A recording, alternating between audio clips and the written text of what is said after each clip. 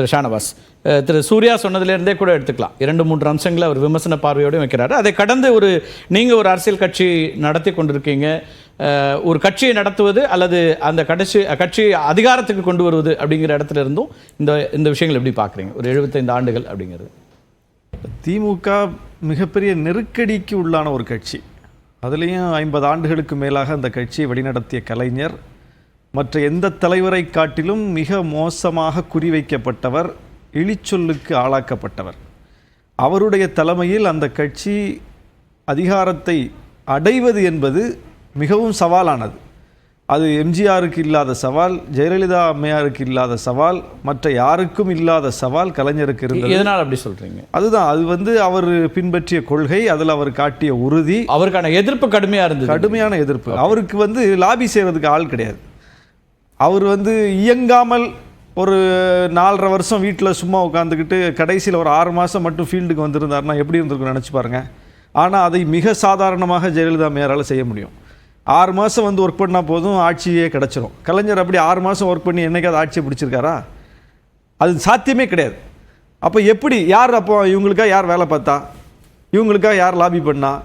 இவங்க குற்றமே செஞ்சாலும் அதை எளிதில் கடந்து போய் விடுவார்கள். அவர் குற்றமே செய்யலைன்னாலும், அவர் தண்டிக்கப்படவே இல்லைனாலும், கடைசி 6 மாசத்துல வந்தாலும் அவங்களுக்கு வாக்களித்து வெற்றி பெற வைக்கிறாங்க. கருத்துருவாக்கங்கிறது ரொம்ப முக்கியமானது. ஒப்பீனியன் கிரியேட் பண்ணுறது ரொம்ப முக்கியமானது. ஆதரவாகவோ எதிர்ப்பாகவோ ஒன்றை கட்டமைப்பது இருக்குல்ல, அதற்கான வலிமை அது ரொம்ப முக்கியமானது. 25 ஆண்டுகள் தொடர்ந்து மோடியால் குஜராத்தை ஆள முடிகிறது அப்படின்னா, அங்கே மோடிக்கு எதிரான எதிர்ப்பு இயக்கம், அதற்கான கருத்துருவாக்கம் என்பது பலவீனமாக இருக்குன்னு அர்த்தம். அதுதான் விஷயம் அதில். ஆனால் மோடிக்கு எதிரான இயக்கம் வலுவாக இருக்குது, அது ரொம்ப அது கட்டமைக்கக்கூடிய சக்திகள் மிகப்பெரிய அளவுக்கு இருக்காங்கன்னா அங்கேயும் அது சாத்தியம் இல்லை. அப்போ இங்கே திராவிட இயக்கத்துக்கு எதிரான வெறுப்பு, எந்த அளவுக்கு திராவிட இயக்கம் ஆழமாக வேரூன்றி இருக்கோ அந்த அளவுக்கு அதற்கு எதிரான வெறுப்பரசியலும் இருக்குது. அதை முன்னெடுக்கக்கூடியவர்களுக்கு எதிரான தனிப்பட்ட தாக்குதல்கள் இருக்குது. அவங்கள உளவியலாக வீழ்த்தக்கூடிய அளவுக்கு சுற்றிலும் உட்கார்ந்துருக்காங்க. இதையெல்லாம் தாண்டி தான் அவங்க அதிகாரத்துக்கு வரணும். இப்போது நீங்கள் இட்டுக்கட்டப்பட்ட ஒரு பொய்யின் மூலம் ஜெயலலிதா அம்மையாரை ஆட்சியிலிருந்து அகற்ற முடியுமா? இட்டுக்கட்டப்பட்ட ஒரு பொய்யின் மூலம் எம்ஜிஆர் ஆட்சியிலிருந்து அகற்ற முடியுமா?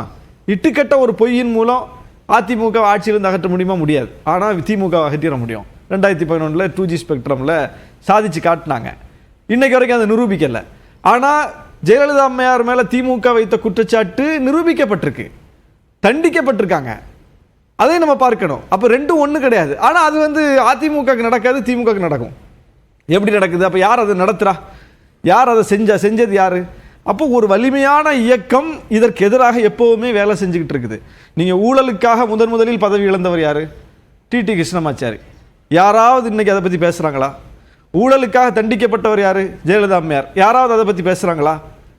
முதல்ல வாரிசு அரசியலில் பூத்துனது யாரு? ராஜாஜி. யாராவது அதை பற்றி பேசுகிறாங்களா? உங்களுக்கு வாரிசு அரசியலை நினைவு கூறணும்னா நீங்கள் ராஜாஜியெல்லாம் நீங்கள் ட்ரெண்ட் பண்ணணும். ராஜாஜி பிறந்த நாளில் நீங்கள் ட்ரெண்ட் பண்ணணும்ல. ஆனால் கலைஞர் பிறந்த நாளில் ட்ரெண்ட் பண்ணுறீங்க, ட்ரோல் பண்ணுறீங்க, சம்மந்தமே இல்லாமல். அவர் அதை கொண்டு வரல, ஆனால் அவர் ட்ரோலுக்கு உள்ளாகிறார். அவர் தண்டிக்கப்படலை, ஆனால் அவர் ட்ரோலுக்கு உள்ளாகிறார். இது எப்படி? இறந்து போன பிறகும் ஒரு மனிதர் அவர் சம்பந்தப்படாத விஷயத்துக்காக குறிவைக்கப்படுறாரு பாருங்க. இதுதான் சம்பந்தப்பட்டவர்கள் மறக்கடிக்கப்பட்டு விட்டார்கள். நீங்க மாநில உரிமை விட்டு கொடுத்து விட்டார், கச்சத்தீவை தூக்கி கொடுத்துட்டார்னு அவர் ஃபைட் பண்ண ஒரு விஷயத்தை அவர் மேலே சாட்டுறீங்க. ஆனால் பீர்மேடு இதெல்லாம் போனால் என்ன, அது நம்ம இந்தியாவில் தானே இருக்குன்னு சொன்னவர் காமராசர். அதற்காக காமராசர் விமர்சிக்கப்படுறாரா? கிடையாது. அவருடைய ஆட்சி காலத்தில் சங்கரலிங்கனார் உண்ணாவிரதம் இறந்து போறார். திமுக ஆட்சிக்கு அண்ணா அந்த பேரை நிலைநாட்டுறார். ஆனால் பிரச்சனை இன்னைக்கு தமிழுக்கு விரோதி, தமிழினத்துக்கு விரோதின்னு யாரை குற்றம் சாட்டுறாங்க? சங்கரலிங்கனாரை இறக்க விட்டவர்களையா, பேர் வச்சவங்களையா? அப்போ இல்லாத பொல்லாத பழியை சுமக்க வேண்டியிருக்கு பாருங்க. இது வினோதமா இருக்கு. மாப்போசி அமைதிப்படை வரவேற்பேன்னு போறார். இலங்கையில் போய் தமிழ் மக்களை கொன்றொழித்து விட்டு வரக்கூடிய படையை வரவேற்க நான் போவேங்கிறார். கலைஞர் முதலமைச்சராக இருந்து புரோட்டோக்கால் அவர் போய் வரவேற்கணும். மாப்போசிக்கு புரோட்டோக்கால் கிடையாது. ஆனால் தமிழின தலைவராக மாப்போசி போற்றப்படுகிறார், கலைஞர் தமிழின விரோதியாக தூற்றப்படுறார். எப்படி? வரலாற்றில் எவ்வளோ பெரிய வினோதங்கள் நடக்குது பாருங்க. இது எப்படி கட்டமைக்கப்படுது? இந்த கட்டமைக்கு பின்னால் இருக்கிற அரசியல் என்ன? இதுதான் நம்ம கேள்வி. நீங்க உண்மையிலே திமுக குற்றம் செய்திருந்தால் அந்த குற்றத்தை கேள்வி கேட்கறதுக்கு நமக்கு வந்து ரைட்ஸ் இருக்கு. கேள்வி கேட்கணும், எல்லாருமே யாராக இருந்தாலும் கேட்கணும். திமுக பாஜக உறவு கேள்விக்குள்ளாக்கப்பட்ட உறவு. எப்படி இப்படி செஞ்சீங்கன்னு கேட்கலாம், முரண்படலாம், விமர்சிக்கலாம். ஆனால் நீங்க வரலாற்றில் இன்னொருத்தர் அதை செஞ்சிருக்காரு, அந்த குற்றத்தை நம்ம அதை மறைச்சுக்கிட்டு கழிச்சுக்கிட்டு அந்த தலைவர்களை போற்றுகிறோம். அந்த குற்றத்துக்கு தொடர்பில்லாதவரை தூற்றுறோம். இதுதான் திமுக எதிர்கொள்ளக்கூடிய மிகப்பெரிய சவால். வாரிசு அரசியல் அல்லது இருந்து கொண்டு இருக்கக்கூடிய சிக்கல்கள்னு சில விஷயங்களை நீங்க பட்டியலிட்டுறீங்க. அதை கடந்து அவங்க நின்றுருக்காங்க அப்படிங்கிற சொல்றீங்க.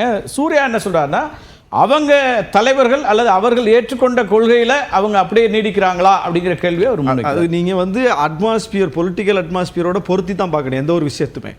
எதுவுமே தொடங்கின புள்ளியில் அப்படியே நிற்காது. இன்னைக்கு எல்லா கட்சியில என்ன நிலைமை அதை பாருங்க. எல்லா கட்சியோடையும் திமுகவை பொருத்தி பாருங்க. சர்வைவல்ங்கிறது எல்லா கட்சிக்கும் ஒன்று தானே.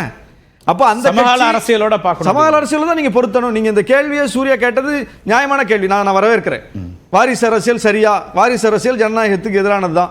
வாரிசு அரசியல் கூடாது. கிரவுண்ட்ல இருந்தால் லீடர்ஸ் வரணும், மக்கள்கிட்ட இருந்தால் வரணும், மக்கள் தேர்ந்தெடுத்து கொண்டு வரணும், எல்லாருக்கும் வாய்ப்பு வழங்கப்படணும். சரியான கருத்து. ஆனால் நீங்க கேள்வியை திமுக நோக்கி மட்டும் தான் வைக்கிறீங்க. நீங்க வந்து எப்படி வந்து ஸ்டாலின் வந்தார், எப்படி உதயநிதி வந்தார் மட்டும் தான் கேட்குறீங்க. அதே எப்படி பிரேமலதா வந்தார், எப்படி வந்து அவருடைய மகன் விஜய் பிரபாகரன் வந்தார் நீங்க கேட்கல. எப்படி அன்புமணி வந்தார், அப்போ இப்போ தேர்தல் வரைக்கும் அவங்க குடும்பம், பிள்ளைங்க, மனைவி எல்லாரும் போய் நிற்கிறாங்களே, அது எப்படி நீங்க கேட்கல. ஒரு குடும்பத்தின் கட்டுப்பாட்டுக்குள்ள ஒரு கட்சியே போகுத ஏன் நீங்க கேட்கல? நீங்க கேட்டீங்கன்னா நியாயம், கேளுங்க, எங்கேயும் கேட்கலாம். ஆனா நீங்க கேட்க மாட்டீங்க. அப்போ ஒரு கட்சியை மட்டும் குறி வைக்கிறீங்க. அது ஏன்? அப்போ வாரிசு என்பதிலும் கூட, குடும்பம் என்பதிலும் கூட திமுக மட்டும் தான் பழிய சுமக்குது. நீங்க புதிதாக வந்த சீமான் கூட உதயநிதி எப்படி வரலாம், வேற அந்த கட்சியில் ஆளே இல்லைன்னு கேட்கிறாரு. ஆனா அவரே அன்னைக்கு என்ன சொன்னாரு, விருதுநகர்ல அந்த தம்பி ஜெயிச்சிருக்கலாம் அப்படிங்கிறார். அது எப்படி? அது எப்படி? ஏன் அந்த கட்சியில் வேற ஆளே இல்லையா? வாங்குற 4 சீட்ல வந்து அந்த கட்சிக்காரங்களுக்கு 4 சீட்டையும் கொடுக்கலாம்ல. விருதுநகர்ல கொண்டு வந்து அவரை நிறுத்துறீங்க, அன்புமணி மனைவியை கொண்டு வந்து தர்மபுரியில் நிறுத்துறீங்க, மொத்த கட்சியும் மொத்த ஃபோக்கஸையும் அங்க கொண்டு குவிக்கிறீங்க. சேப்பாக்கத்தில் மட்டும்தான் வேலை பார்த்தாங்களா திமுக? விமர்சனங்களை முழுமையாக எதிர்கொண்டு அதே நேரத்துல கட்சியை நிறுத்தியிருக்காங்க. அதுதான் நான் சொல்றேன். அதாவது திமுக விமர்சனத்துக்கு அப்பாற்பட்ட கட்சி அல்ல. திமுகவோடு கூட்டணியில் இருந்து நாங்களே பல விஷயங்களை விமர்சிக்கிறீங்க, அது வேற. ஆனால் திமுகவை நோக்கி கேள்வி கேட்பதற்கும் ஒரு நியாயம் இருக்கணுங்கிற ரைட் பேசலாம். முதல் கட்ட கருத்தை எடுத்துக்கிறேன். விஜயசங்கர் அவர்கள்ட்ட நிறைய கேட்கணும், அதுக்கு முன்னாடி டாக்டர் சுமந்த் கேட்டுட்டு வந்துடுறேன். டாக்டர் சுமந்த், எப்படி பார்க்குறீங்க 75 ஆண்டுகள் திமுக அப்படிங்கிறதுல கட்சி ஆட்சி அப்படிங்கிறத எப்படி பார்க்குறீங்க? அண்ட் இப்போ 3 பேர் பேசியதையும் கேட்டிருப்பீங்க, உங்களுடைய அதற்கான ஃபாலோஅப்ஸாகவும் நீங்கள் பதிவுகளை வைக்கலாம். முதல்ல 75 ஆண்டு விழா கொண்டாடுறாங்க. ஸோ அவர்களுக்கு வாழ்த்துக்கள். எந்த ஒரு இயக்கமாக இருந்தாலும் ஒரு பாசிட்டிவும் இருக்கும், நெகட்டிவும் இருக்கும். ஸோ வெறும் பாசிட்டிவ் மட்டும் இருக்கிற இயக்கமும் எதுவும் இருக்காது, நெகட்டிவ் மட்டும் இருக்கிற இயக்கமும் எதுவும் இருக்காது. அதனால சில விஷயங்கள் பர்டிகுலராக ஒரு அரசாங்கமாக இருந்து செயல்படும் போது, பர்டிகுலரா கலைஞர் அவர்களுடைய ஆட்சி காலத்துல பல திட்டங்கள் அறிமுகப்படுத்தப்பட்டிருக்கின்றன. பல இண்டஸ்ட்ரீஸ் வந்து தமிழ்நாட்டுக்கு வந்திருக்கு. டெவலப்மெண்ட், அதாவது தமிழ்நாட்டினுடைய வளர்ச்சிக்கும் ஒரு மிக முக்கிய ஒரு பங்கு. அப்கோர்ஸ் அதிமுகவுடன் இரு கட்சிகளும் சேர்ந்து 1967 இருந்து தமிழ்நாட்டை ஒரு one of the top states in இந்தியாவா ஆக்கியிருக்காங்க. ஸோ அது வரைக்கும் அதுல மாற்று கருத்து யாருக்கும் இருக்க முடியாது. அது வந்து வரவேற்கத்தக்க ஒன்று. 2வது விஷயம் வந்து சித்தாந்த ரீதியாக, இப்போ திரு ஷானவாஸ் அவர்கள் கேட்டார், சித்தாந்த ரீதியாக வடிவமைக்கப்பட்ட கட்சிகள்னு பார்த்தீங்கன்னா தமிழ்நாட்டில் ஒரு சில கட்சிகள் தான். அதுல திமுக ஒரு சித்தாந்த ரீதியாக. இந்த கேள்வி ஏன் திமுகவை மட்டும் கேட்கிறீங்க வாரிசு அரசியல்னா, திமுக தான் சித்தாந்தத்தின் அடிப்படையில் நடத்தப்படும் கட்சின்னு சொல்றாங்க.